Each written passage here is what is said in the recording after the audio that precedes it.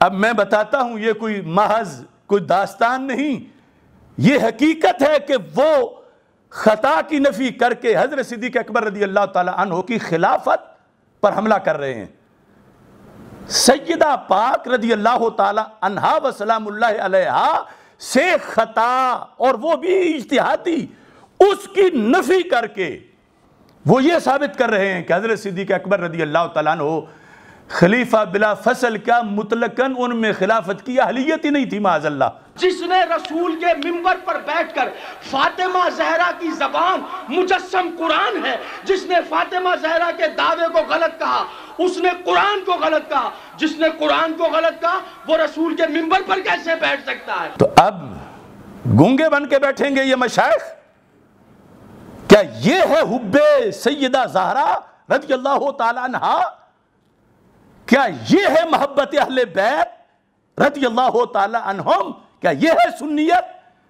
اب دیکھو یہ شرح مواقف جلد نمبر 8 ہمارے اصول کے اندر، عقائد کے اندر اتھارٹی انہوں نے لکھا ہے کہ جس وقت روافض سیدہ پاک رضی اللہ تعالی عنہا سے مسئلہ فدق میں خطا کی نفی کرتے ہیں تو مقصد انکار خلافت صدیق اکبر ہوتا ہے۔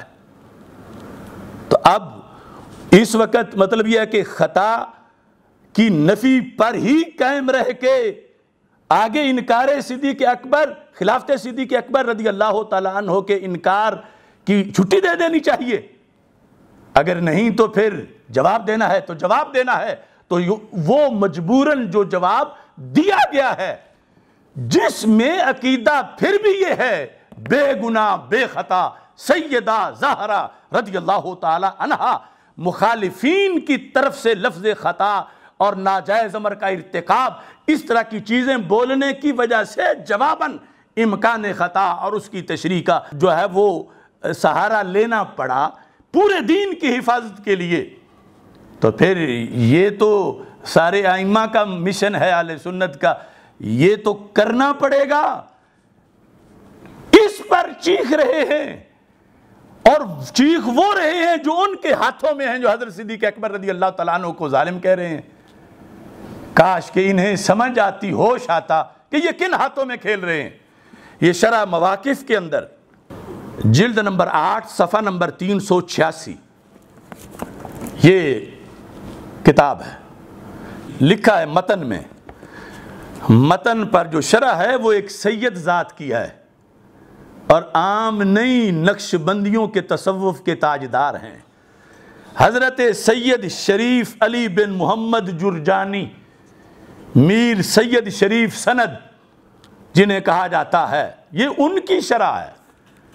تو شرح اور متن دونوں ملا کے پڑھ رہا ہوں۔ کہتے ہیں وَكَلَامُ الشِّيَّةِ فِي إِثْبَاتِ إِمَامَةِ عَلِيٍّ رضی اللہ تعالیٰ عنہ يَدُورُ عَلَى أُمُورٍ، کہ شیعہ جو حضرت مولا علی رضی اللہ تعالیٰ عنہ کی خلافت بلا فصل ثابت کرتے ہیں تو ان کے چند پوائنٹ ہیں، ان اصولوں پر جو انہوں نے بنائے ہوئے ہیں وہ ثابت کرتے ہیں۔ اس میں چوتھا کیا ہے میں اجمال سے بتا رہا ہوں، ویسے کتاب سامنے ہوگی سارے پڑھ لیں گے کہ پہلا دوسرا تیسرا چوتھا ان کا کیا قانون ہے جس کی وجہ سے وہ کہتے ہیں کہ صدیق اکبر رضی اللہ تعالیٰ عنہ خلیفہ نہیں ہیں، بلا فصل خلیفہ بھی ویسے خلیفہ ہو ہی نہیں سکتے۔ کیا ہے ان کی دلیل؟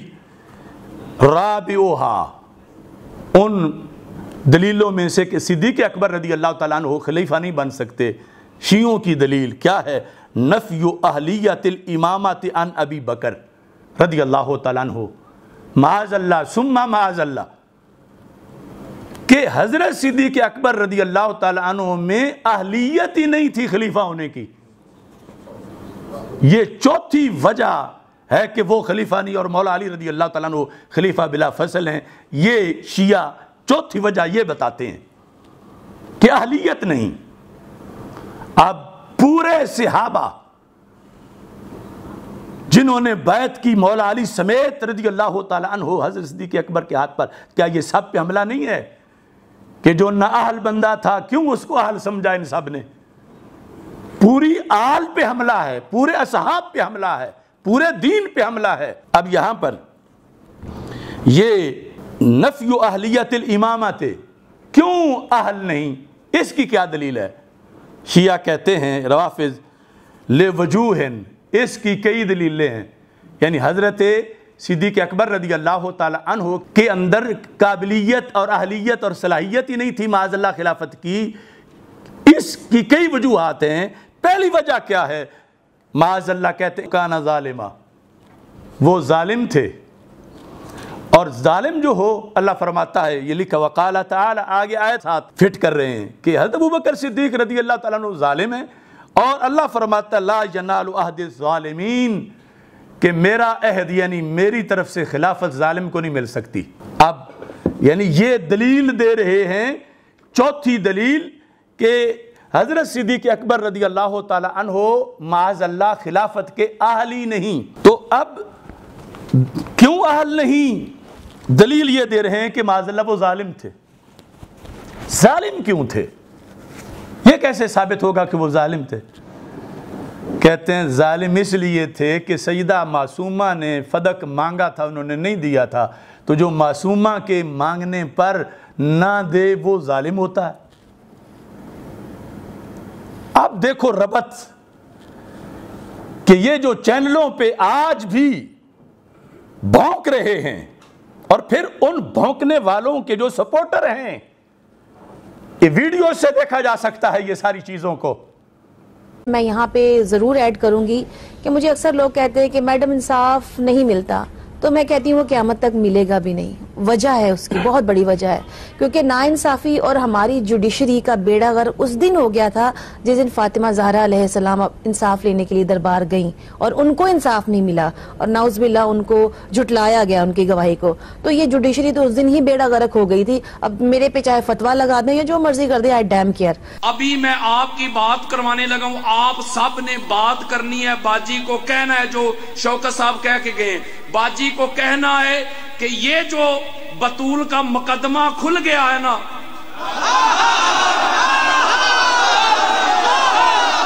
ہم سارے جتنے بھی ہیں مرد و خواتین، ہم سارے گواہی دیتے ہیں کہ بطول تب بھی سچی تھی، بطول آج بھی سچی ہے، بطول کل بھی سچی ہے۔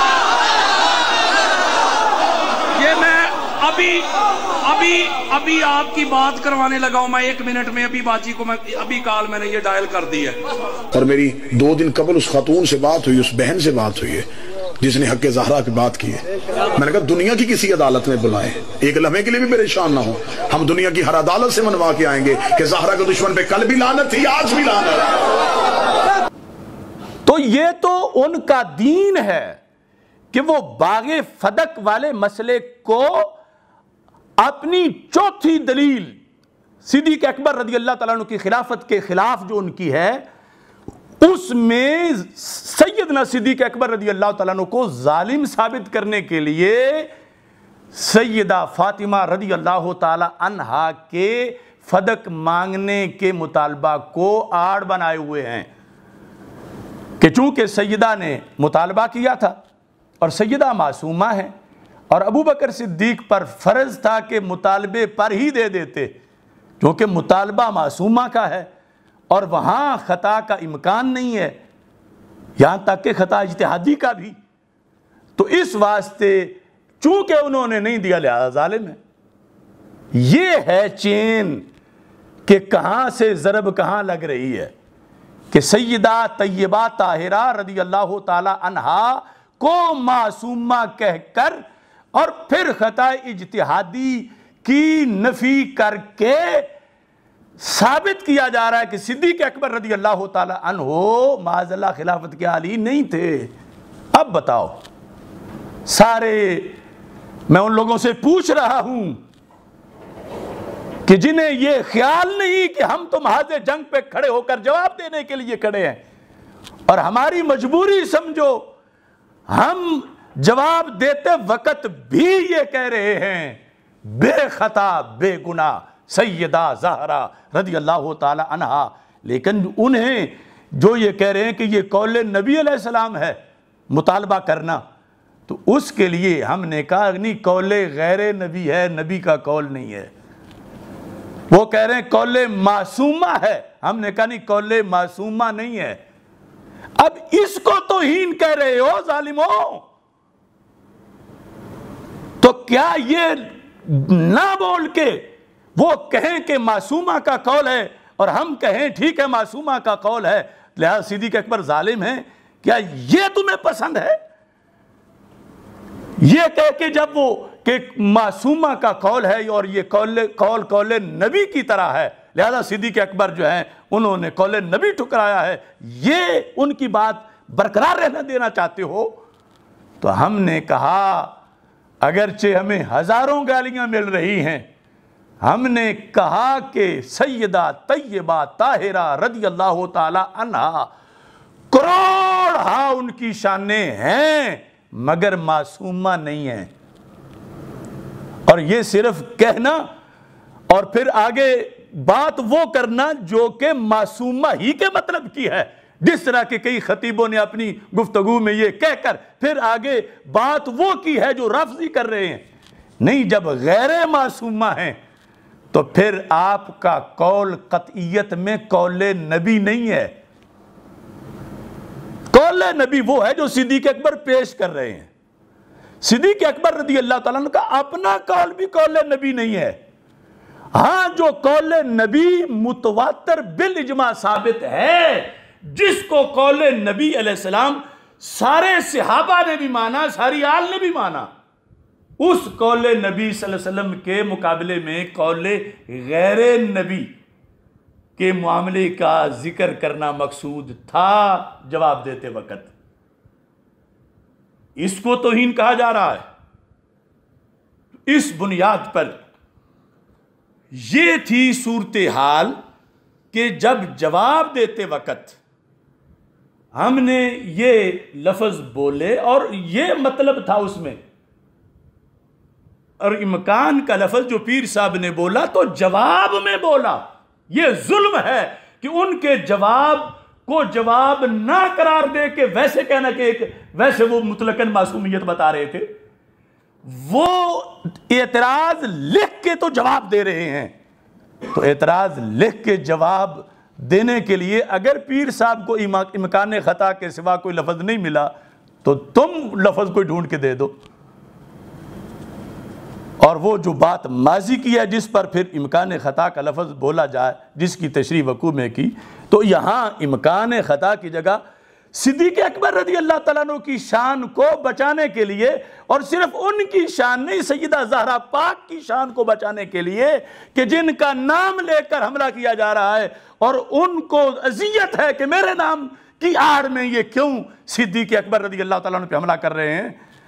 یہ ہے وجہ کہ جہاں جا کر یہ لفظ پیر سیدنا میر علی شاہ صاحب رحمۃ اللہ علیہ نے بولے، جواب کے محاذ پہ کھڑے ہوئے، اور جب آج ہم کھڑے ہوئے تو ہم نے ان کے اقتداء میں بولے اور وہ تشریح کی، لیکن جو اس محاذ کے بگھوڑے ہیں، بگھوڑا میں کہہ رہا ہوں اور میں پوچھنا چاہتا ہوں کہ سیفی علی نے جب حضرت صدیق اکبر رضی اللہ تعالیٰ عنہ کے بارے میں ظلم ناانصافی کے لفظ بولے تو ان میں سے کتنے تھے جنہوں نے اس پر ایف آئی آریں کٹوائیں؟ وہ ریکارڈ لے آئیں، اور اگر نہیں کٹوائیں، یا کتنے ہیں جنہوں نے اس وقت فدق سیمینار کر کے 10 گھنٹے 15 گھنٹے دلائل دے کے یہ ثابت کیا کہ عدالت صدیق اکبر رضی اللہ تعالی عنہ میں ظلم نہیں ہوا، عدل ہوا ہے؟ تو یہ عجیب لوگ ہیں کہ جو چوکیدار سرحد پہ کھڑا ہو کے پہرا دے رہا ہے اور دشمن اس پہ فائر کر کے اسے ہٹا کے اصل آگے پہنچنا چاہتے ہیں صدیق اکبر رضی اللہ تعالیٰ عنہ اور دیگر مقدس ہستیوں تک، یہ بھی اسی چوکیدار پہ حملہ آور ہو گئے ہیں تاکہ دشمن کا رستہ صاف کیا جائے۔ اور یہ اتنا جلد یہ سب کی زبانوں پہ کیوں ہے کہ ہم ہی روز تو کبھی کسی وزیر، کبھی مشیر، کبھی صدر، کبھی وزیر اعظم، کبھی کسی لیڈر، جب وہ اسلام کی حدود کو پامال کرتے ہیں تو ہم بولتے ہیں۔ یہ سارے تو خواب غفلت میں ہوتے ہیں الا ماشاء اللہ. تو ہمیں سزا دی جا رہی ہے اس جرم کی کہ تم مزہ چکھو. تم ہی بولتے ہو نا, ہمارے وزیروں کی غلطیاں نکالتے ہو کہ فلاں توبہ کرے, فلاں رجوع کرے, فلاں یہ کرے, فلاں وہ کرے. اب یہ سارے بلوں سے ان کو نکال کر انہیں یہ موضوع دیا گیا. ادھر را کے پالتو ایجنٹ اور ایران کے نوالوں کے یہ وظیفہ خار حیا نہیں کہ مقام سیدہ زہرا رضی اللہ تعالی عنہا کو یہ کس غلط مقصد کے لیے استعمال کر رہے ہیں, اور حضرت صدیق اکبر رضی اللہ تعالی عنہ پہ کتنا ظلم ڈھا رہے ہیں. اور یہ ظلم ان پہ نہیں, یہ ظلم قرآن پہ ہے کہ جس امیر المومنین کی خلافت میں قرآن اکٹھا ہوا, جب وہ خود ظالم ہے تو ان کا اکٹھا کیا قرآن کیسے صحیح ہوگا معاذ اللہ. اس محاذ پہ کھڑے ہو کر ہم نے جواب دیا, اور پھر بھی اس انداز میں بے گناہ بے خطا سیدہ زہرا رضی اللہ تعالی عنہا, چونکہ خطا جب گناہ کے ساتھ بولا جاتا ہے تو اس سے بوئے گناہ آتی ہے. تو اس بنیاد پر ہم بار بار اگرچہ مطلقاً بات ہو تو پھر بھی نسبت خطا آپ کی طرف نہیں کرتے, اگرچہ باغ فدق کا ذکر ہو پھر بھی نہیں کرتے. جب جوابی طور پر ظالموں کا رد کر رہے ہوں تو پھر بھی آپ کو بے خطا اور بے گناہ ہی سمجھتے ہیں, اور جواب دیتے وقت وہ لفظ استعمال کیے گئے جو امکان خطا کی شکل میں سیدنا پیر مہر علی شاہ صاحب رحمۃ اللہ علیہ نے استعمال کیے, کہ مطلب یہ تھا کہ قول سیدہ فاطمہ رضی اللہ تعالی عنہا قطعیت میں قول نبی نہیں ہے کہ آگے حضرت صدیق اکبر پر یہ چڑھائی کر دی جائے معاذ اللہ. تو یہ تھا کہ ان روافض کا اس مسئلے میں یہ کہنا کہ حضرت سیدہ رضی اللہ تعالی عنہا خطا اجتہادی سے پاک ہیں, اس سے مقصد ان کی شان طیبہ ظاہرہ بیان کرنا نہیں, اس کی آڑ میں صدیق اکبر کو ظالم ثابت کرنا معاذ اللہ ان کا مقصود ہے.